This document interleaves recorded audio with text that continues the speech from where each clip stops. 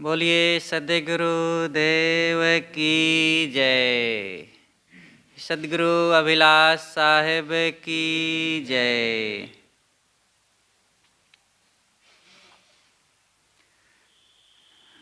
आज से हम प्रातः की सत्संग सभा में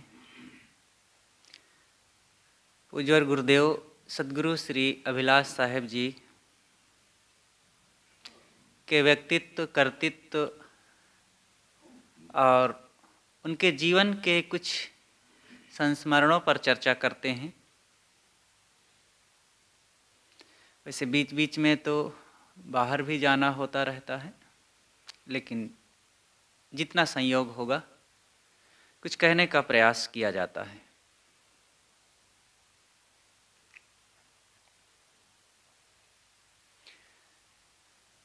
संसार में अनादिकाल से कुछ ऐसे महापुरुष होते रहे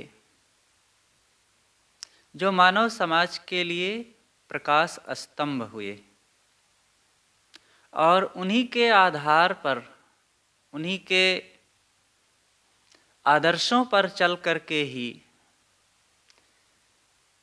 सामान्य लोगों को जीवन जीने की कला मिलती है और जीवन को कैसे निखारा जाए, कैसे खुशियों से सजाया जाए और कैसे शांति, प्रसन्नता, निश्चिंतता, निर्बंधता और कल्याण की तरफ चला जाए, ये उन्हीं कुछ थोड़े से महापुरुषों के आदर्शों और विचारों के पथ पर चल करके ही संभव होता है। और इस क्रम में, ऐसे महापुरुषों के क्रम में अगणित लोग हुए। बहुतों के बारे में तो कोई जानकारी नहीं है, लेकिन जिनके लिए जानकारी है वे भी थोड़े ही लोग हैं। वो दुनिया में सब जगह होते रहे। कुछ ऐसे विशेष प्रतिभा, विशेष योग्यता, विशेष स्वभाव और अंदर से लोगों के लिए करुणा की भावना और स्वयं में कल्याण की भावना लेकर के आते हैं, जो कुछ विलक्षण होते हैं। और उन्हीं में से कपिल, कणाद, जैमिनी, बादरायण, व्यास, वशिष्ठ आदि आदि महापुरुष पुरा काल में हुए। और इधर इतिहास की पकड़ में सुकरात, लाओ त्से, कन्फ्यूशियस, महावीर स्वामी, बुद्ध और हमारी इस परंपरा में सद्गुरु कबीर साहेब, श्री श्रुति गोपाल साहेब, श्री राम रहस साहेब जी, श्री पूरण साहेब जी, श्री काशी साहेब जी, श्री निर्मल साहेब, श्री विशाल साहेब, अनेक ऐसे महापुरुष हुए जो पारक सिद्धांत को ठोस रूप देते रहे। और वे अपने व्यक्तित्व, रहनी, कथनी, करनी, लेखनी से इस समाज को, संसार को ज्ञान, विवेक, विचार से आलोकित करते रहे। इन महापुरुषों को पढ़ा जाए और इनके विचारों को सुना जाए तो कल्याण के लिए इन सबसे पर्याप्त सामग्री मिलती है। लेकिन फिर भी वर्तमान में कुछ आदर्शों की जरूरत सबको होती है और उन आदर्शों को अपना करके ही हमें जीवंत प्रेरणा मिलती है। वर्तमान में हमें अपने जीवन सुधार के लिए, पवित्र आचरण, कर्म, व्यवहार के लिए उन्हीं से परम बल मिलता है। बीते हुए महापुरुष कितने योग्य रहे, कितने प्रतिभावान रहे, कितने निर्बंध और स्थितिवान थे, ये तो एक उनके विचारों को पढ़ सुन करके एक अंदाजा लगाया जाता है कि ऐसे रहे होंगे। लेकिन जब ऐसे साक्षात महापुरुषों को देखा जाता है, उनके दर्शन किया जाता है और उनको खाते, पीते, उठते, बैठते, चलते, फिरते, सत्संग करते, लोगों के प्रति व्यवहार करते और स्वयं के प्रति साधना, शांति में तल्लीन रहते जब देखा जाता है, तब लगता है कि ऐसे जीवन जीना चाहिए। और यही देख करके तथागत बुद्ध को ये प्रेरणा मिली थी कि मुझे ऐसे ही जीवन जीना है। पहले तो उन्होंने, कहा जाता है कि रोगी को देखा, वृद्ध को देखा, और कैसे जन्म होता है किसी गर्भस्थ गर्भिणी महिला को देखा, तो उनके दुखों को देख करके व्याकुलता हुई। लेकिन अंतिम में जब उन्होंने देखा कि एक साधु निश्चिंत, निर्भय, प्रसन्न और संसार से विमुख होकर के अकेले में भौतिक संपन्नताओं से भी अकिंचन है, लेकिन आनंदित है, प्रसन्न है, निश्चिंत है, कोई आगे पीछे नहीं, फिर भी वो पूर्ण सुखी है, तो बहुत उन्हें प्रेरणा मिली और उन्होंने संकल्प किया कि मुझे भी ऐसा ही जीवन जीना है। और जब देखे तो उन आदर्शों पर चलने के लिए वे कमर कसे और चले, और फिर एक महान पुरुष के रूप में तथागत बुद्ध हमारी भारतीय परंपरा में ही नहीं, एक पूरी दुनिया में वे एक मिसाल के रूप में हैं। आज शांति, साधना, स्थिति के प्रतीक तथागत बुद्ध माने जाते हैं। उन्हीं में सद्गुरु कबीर हैं, और सद्गुरु कबीर भी एक महिमावान, प्रतिभावान, ज्ञान, वैराग्य, साधना, निश्चिंतता, प्रसन्नता और समाज सुधारक, हितचिंतक और जो गलत रास्ते पर चलने वालों के लिए साहेब फौलादी बन जाते हैं, लेकिन जो साधक हैं और सतपथ पर चलने वाले हैं, समाज के हित में काम कर रहे हैं, उनके लिए विनम्र बन जाते हैं। सद्गुरु कबीर का व्यक्तित्व अत्यंत और निखरा हुआ सामने आता है। ऐसे ही महान प्रतिभा को लेकर के और परम कारुणिक, ज्ञान, वैराग्य, बोध, साधना, रहनी के धनी सद्गुरु श्री अभिलाष साहेब जी का नाम आता है। उन्होंने अपने जीवन में जो कुछ किया है वो हम सबके लिए अपरिचित नहीं है, लेकिन फिर भी ऐसे महापुरुषों को समझने के लिए, पूरी तरह से समझने के लिए, तो उनके ही जैसा जीवन जी करके ही समझा जा सकता है। जो इतनी ऊंचाई पर पहुँचे हों, निष्कामता की, पूर्ण अनासक्ति की, स्वरूप स्थिति की, हम जैसे सामान्य लोग जो संसार में ही अभी पड़े हुए हैं, जो ज्ञान, बोध, वैराग की इतनी ऊंचाई पर नहीं पहुँचे हैं, उस स्थिति को कैसे समझ सकते हैं। लेकिन फिर भी साधकों को इसके लिए उत्सुकता होनी चाहिए, और उसको समझने के लिए अपने जीवन को भी फिर कुछ निखारना चाहिए। और जितना जितना उधर आगे बढ़ेंगे, उन महापुरुषों को समझ सकेंगे। और उन महापुरुषों को समझना हमारी कोई गर्ज नहीं है, लेकिन गर्ज तो तब हो जाती है कि जब उनके आदर्शों पर चले बिना हम अपने जीवन को दुखहीन बना ही नहीं सकते, वो रहनी आ ही नहीं सकती है, वो सद्गुण, सदाचार और वो स्वभाव बन ही नहीं सकता है। तभी उनकी जरूरत पड़ती है।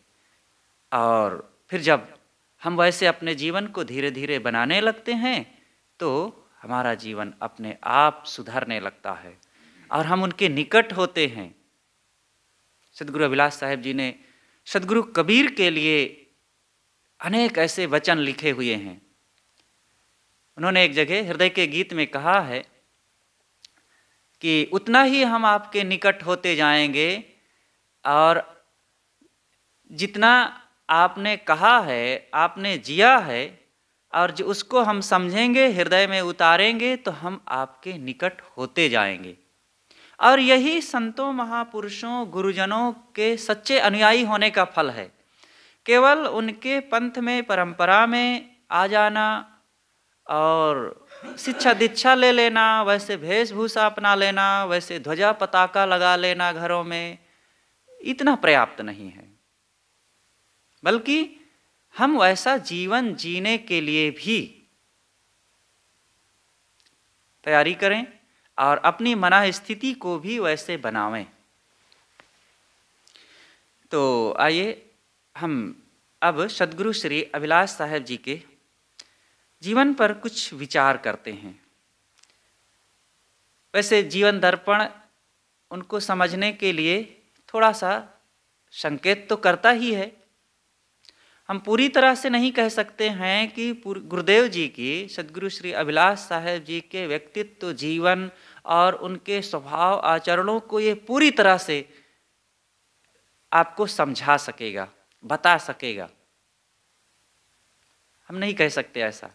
लेकिन फिर भी उनके संदेशों को, उनके विचारों को, उनके जीवन शैली को और उनके समाज तथा साहित्य को बताने में थोड़ा सा मदद जरूर करेगा। और जब आप उसका सहयोग लेकर के और आगे बढ़ेंगे तो उसका खुलासा होता जाएगा।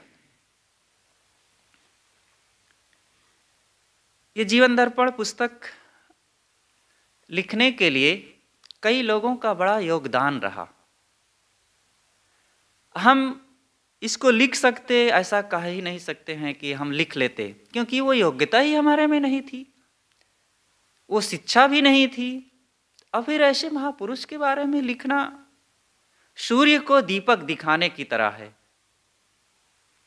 लेकिन कुछ ऐसे सूत्र मिलते गए, कुछ लोगों की प्रेरणा होती गई। ये सन 4 के आसपास की बात होगी, 2004। गुरुदेव जी अपने कक्ष में विराजमान थे कबीर नगर में। भक्तराज श्री प्रेम प्रकाश जी आए। ये सितंबर का या अक्टूबर का महीना रहा होगा, सितंबर अक्टूबर का महीना था।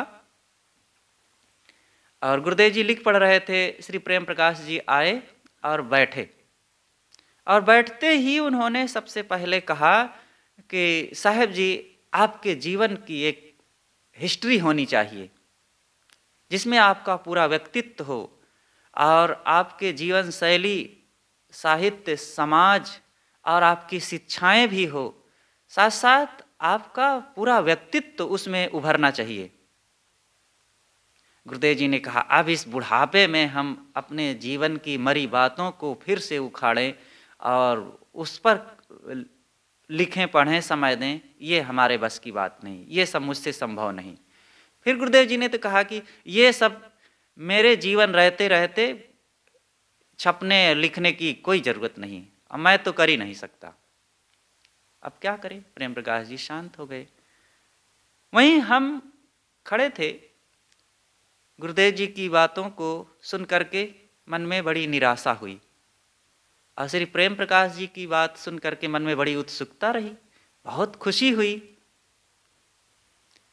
क्योंकि हम जब पूर्व आश्रम में थे, घर में थे, तब भी गुरुदेव जी के प्रति अत्यंत लगाव था, प्रेम था और उनके प्रति श्रद्धा थी। और घर में रहते रहते ही उनके बारे में कुछ, जहाँ से कुछ सूत्र मिलता था, मन होता था कुछ लिखें। और उनका जन्म कहाँ हुआ, कब हुआ, और उनके माता पिताजी कौन थे, उनकी शिक्षा दीक्षा क्या थी, थोड़ा सा कुछ लिखे थे। बाद में जब आश्रम गए तो और भी संतों से पहले थोड़ा सा कुछ जन्म तिथि मनाते थे। बहुत पहले की बात है, ये सन 90-92 से थोड़ा थोड़ा शुरू किए थे। एक संत का भंडारा हो जाता था और थोड़ी सी कुछ चर्चा, बाद में थोड़ा बढ़ता गया। लेकिन सन 4 या 5 में तो गुरुदेव जी ने पूरी तरह से रोक ही दिया कि ये सब मेरे शरीर के जन्म के दिन पर कुछ भी नहीं होना चाहिए, किसी को कुछ भी नहीं कहना है। पूरी तरह से जो वैराग्यवान, अंतर्मुख तथा आत्मलीन संत होते हैं, उनको अपने नाम रूप की प्रशंसा सुनना भी अच्छा नहीं लगता, और करना करवाना तो बहुत दूर की बात है, सुनना भी उनको नहीं अच्छा लगता। क्योंकि उनका जो ऐश्वर्य है, आत्मिक ऐश्वर्य है, साधना का सुराज, और उसमें वे सदैव तल्लीन रहना चाहते हैं।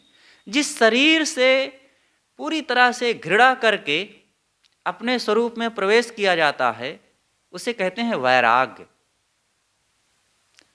और उसी शरीर की बड़ाई, प्रशंसा और उसी के लिए लोग चर्चा बहुत करें, इन बातों को वो कैसे बहुत सुनना चाहेगा।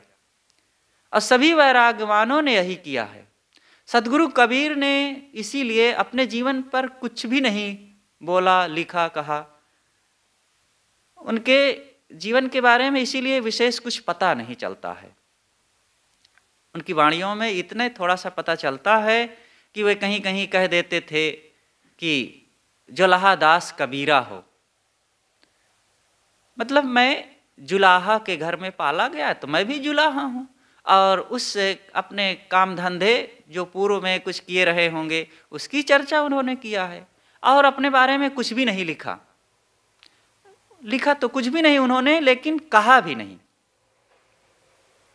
ऐसे और भी महापुरुषों ने यही किया। इसी भाव को ध्यान में रखते हुए सदगुरु अभिलाष साहब जी भी ने कहा।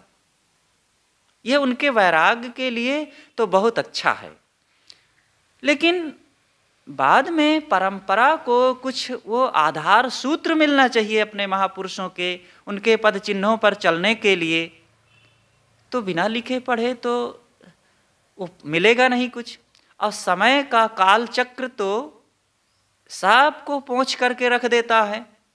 बड़ी बड़ी हस्तियां आई इतिहास में और अतीत में, आज उनका कुछ भी नहीं मिलता है। कितने कितने योग्य, प्रतापवान, तेजवान, महिमावान लोग आए, उनका कुछ भी नहीं मिलता। और इसी बालुका में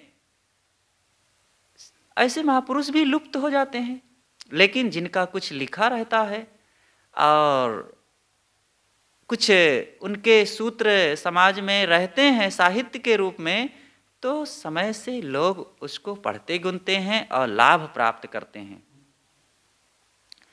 और कुछ सही बातों की चर्चाएं होती हैं, नहीं तो कुछ इधर उधर की चर्चाएं हुआ करती हैं और कुछ प्रामाणिकता नहीं रह जाती।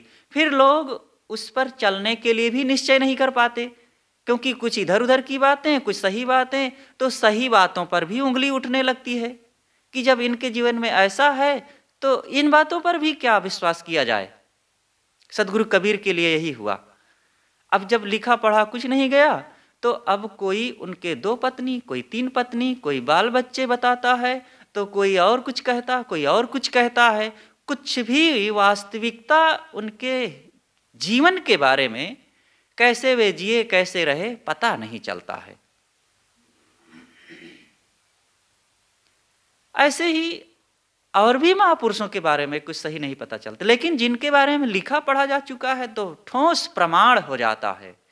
और फिर जिज्ञासुओं, मुमुक्षुओं, साधकों, अनुयायियों के लिए वो परम संबल हो जाता है। तो सदगुरु अभिलाष साहेब जी के बारे में भी यही होता, किंतु इसको लिखा गया। और अच्छा यह हुआ कि गुरुदेव जी के रहते रहते काम हो गया था, जीवन दर्पण का लिखना। और सदगुरु अभिलाष साहेब जी से मैंने निवेदन किया कि गुरुदेव जी, मैंने थोड़ा सा कुछ शब्दों में आपके व्यक्तित्व जीवन को कुछ टांका है, कृपा करके आप एक बार अपनी दृष्टि डाल देते इस पर, तो कुछ इसकी सफाई हो जाती। और कुछ ऐसे तथ्यहीन बातें अगर कुछ हों तो आप उसको निकाल देते। तो गुरुदेव जी तो पहले हंसे, कहे तुम ये सब क्या करते हो, क्या जरूरत है इसकी। मैंने हाथ जोड़कर निवेदन किया कि गुरुदेव, आपको जरूरत नहीं है, लेकिन हमारी जरूरत है, समाज की जरूरत है। आप केवल अपने आप में मुक्त पुरुष ही नहीं हैं, हम सबके हैं। और ये इतिहास बन जाएगा कभी आपका जीवन, और युगों युगों तक लोग याद करेंगे। जैसे सदगुरु कबीर या अन्य संतों, महापुरुषों और परंपरा के उन गुरुजनों की चर्चा की जाती है। उन महापुरुषों ने तो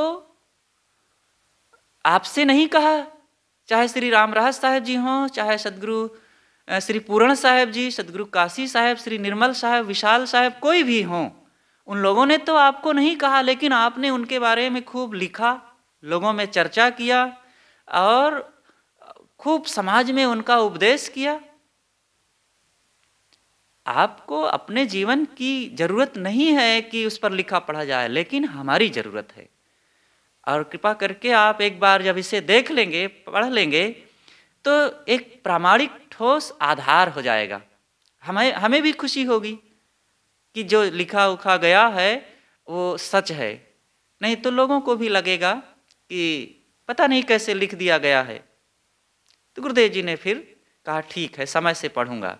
और ये सन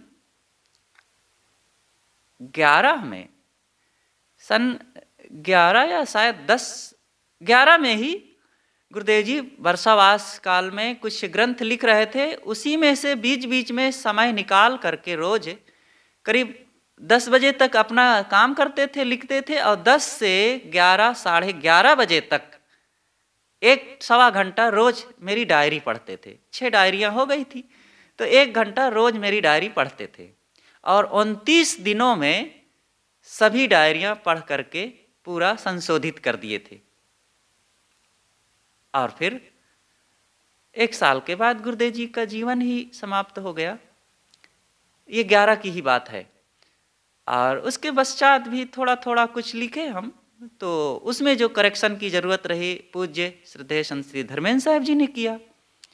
तो इस प्रकार से यह काम हुआ। और जो आपके सामने है, आप सबको हमारा निवेदन है कि समय समय से ऐसे महान संत और सद्गुरु और जो मुमुक्षुओं, साधकों, संतों और भक्तों के लिए अत्यंत प्रेरणा स्रोत हैं, उनका जीवन, उनका विचार, तो उनके जीवन के बारे में भी कुछ पढ़ना चाहिए। उनके विचार, ज्ञान, रहने, साधना की बातें तो उनके पुस्तकों में खूब प्रचुर मात्रा में सामग्री है, लेकिन उनके व्यक्तिगत जीवन, महापुरुषों के जीवन से भी बड़ी प्रेरणा मिलती है। तो आज उसी पर हम थोड़ी सी चर्चा करेंगे। इस पुस्तक में पूज्य संत श्री धर्मेंद्र साहब जी ने बहुत ही महत्वपूर्ण काम किया है। और इसके शुरुआत में उन्होंने भूमिका लिखी है, जो प्रकथन के रूप में है, जो बड़ी ही मार्मिक है, जो देखने योग्य है।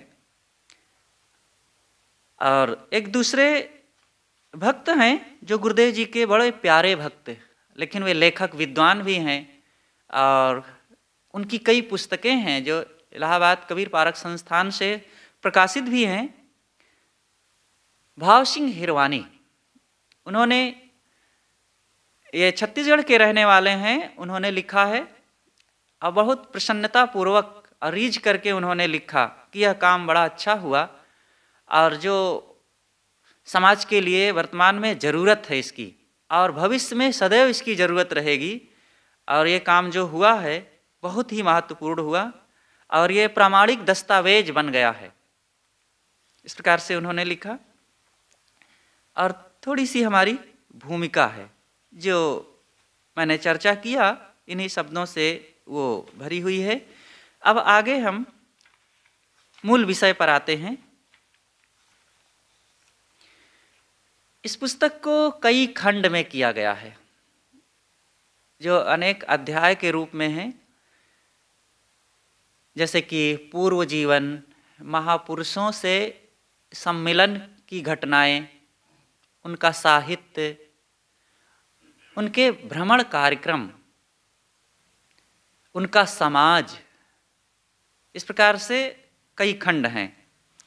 8 खंडों में ये पूरा विभाजित है। तो सबसे पहले आज चर्चा करते हैं पूर्व का जीवन। पूर्व का जीवन का मतलब जब से उन्होंने वैराग्य लिया उसके पूर्व, मतलब माता पिता घर गांव में जब रहे तब की घटनाओं की चर्चा। उत्तर प्रदेश में लखनऊ गोरखपुर जो रेलवे लाइन है, इसके बीच में एक शहर पड़ता है बस्ती, बस्ती जिला।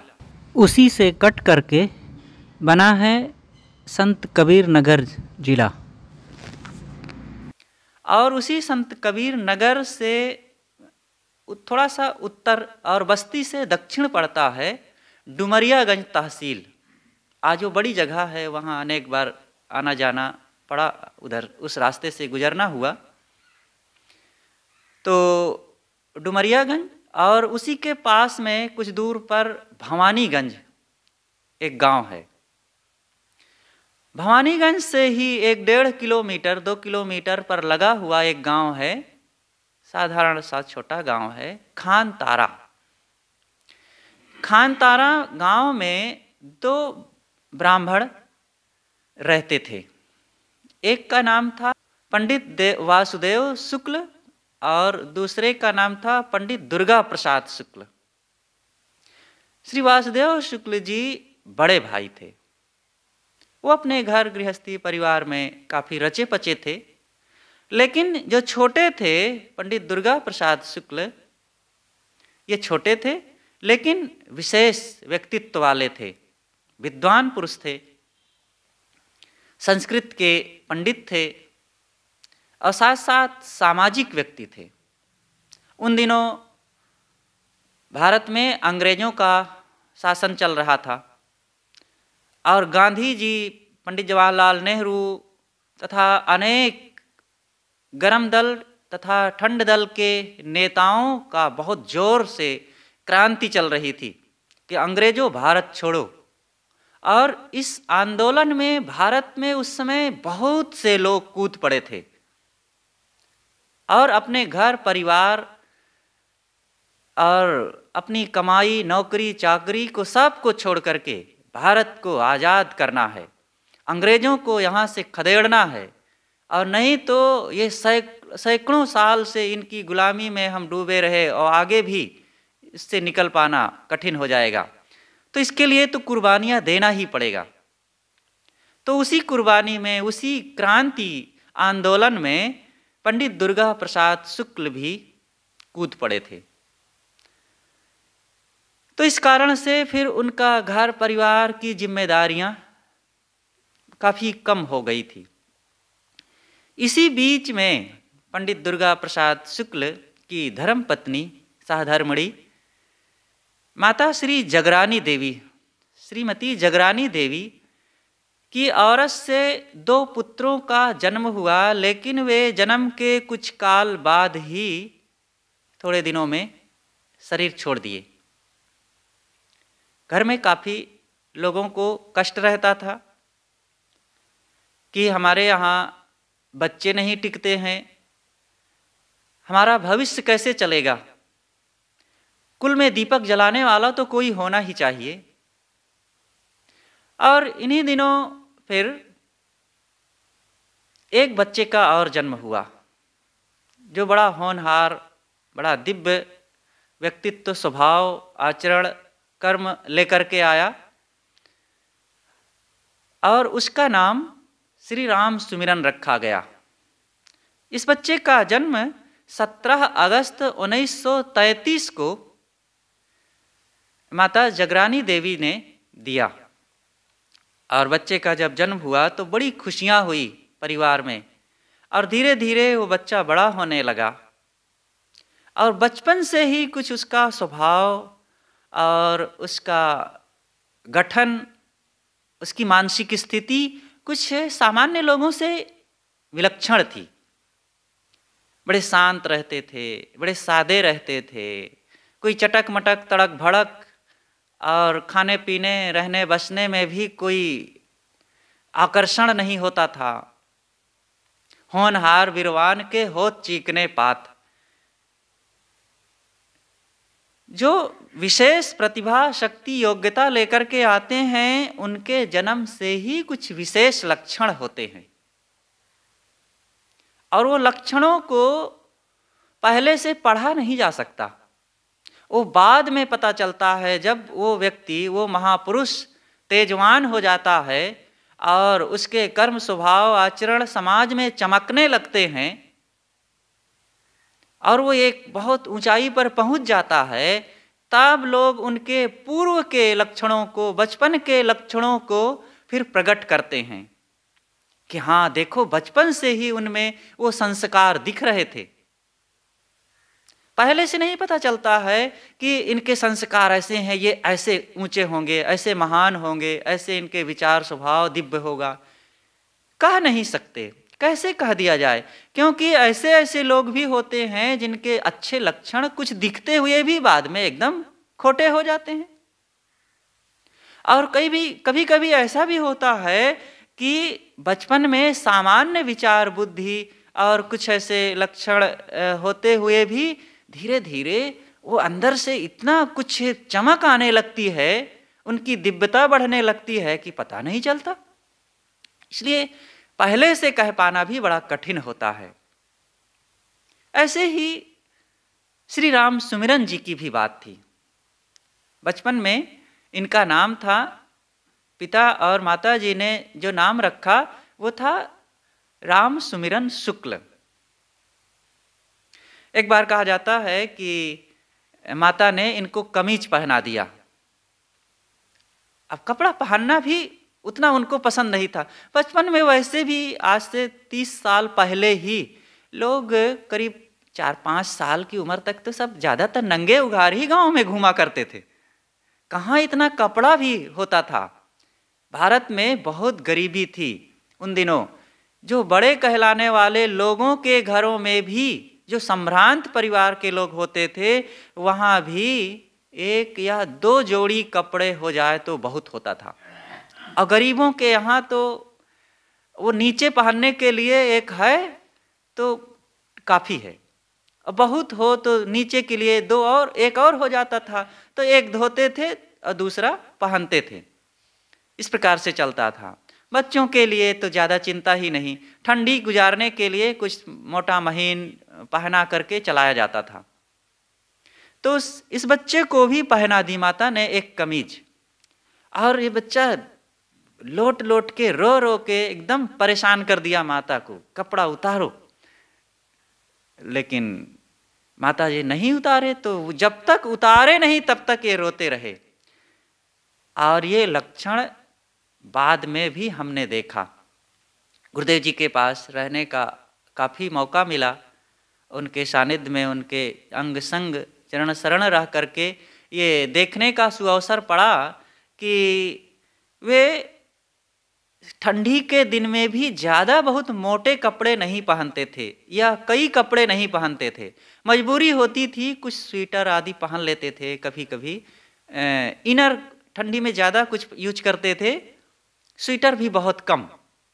मैंने कहा, कई बार मैं कहता, गुरुदेव जी आपके लिए थोड़ा सा और एक फुल स्वेटर ला देते हैं। कहा नहीं नहीं, मुझे उलझन लगती है ये सब पहनने में। मजबूरी में वे ठंडी में बंडी एक पहनते थे, वो भी बिना बाही की बंडी, और हाफ स्वेटर इनर पहन लेते थे। नहीं तो ओढ़ना उनको पसंद होता था, अचला पहनते थे, उसके ऊपर शाल ओढ़ लेते थे, बस। तो शुरू से बचपन से उनके संस्कार थे, बहुत आवरण शरीर पर चढ़ाना, और ये ठीक नहीं है।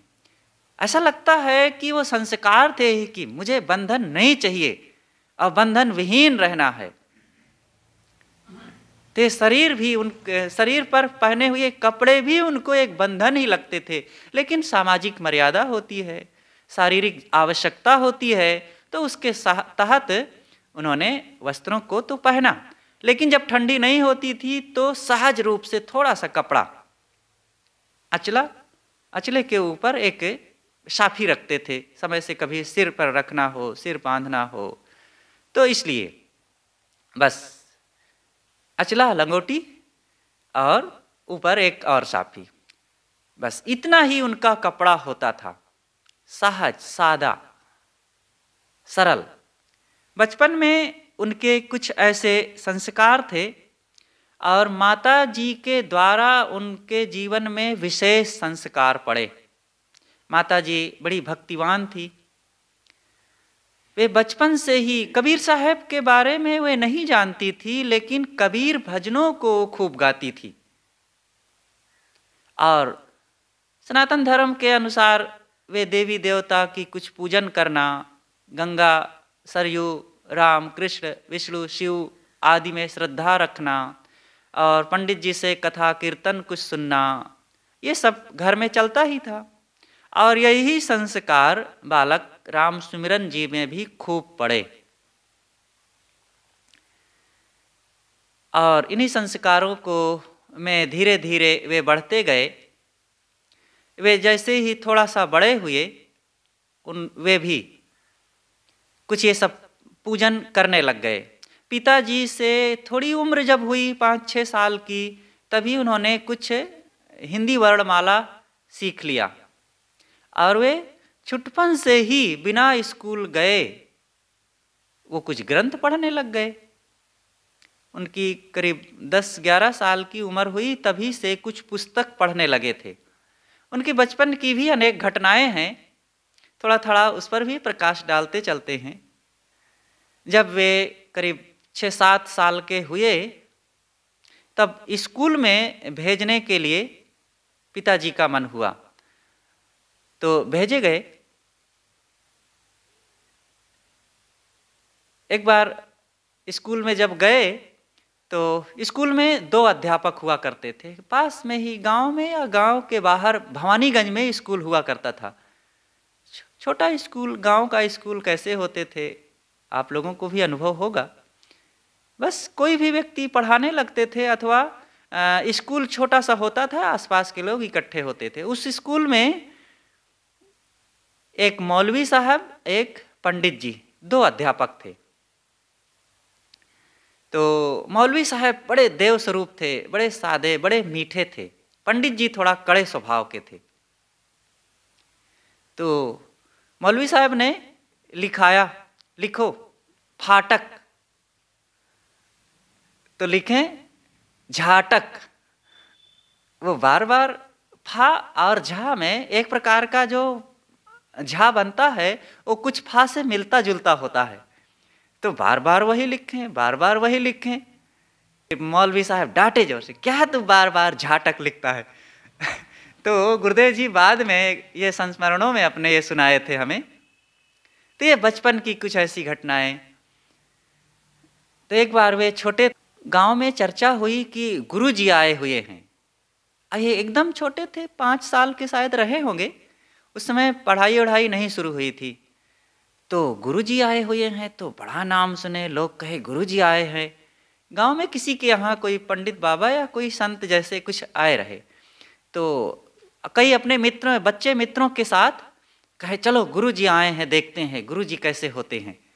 तो गए, तो रास्ते में एक सुंदर सा बछड़ा बंधा हुआ था एक किसी के घर में।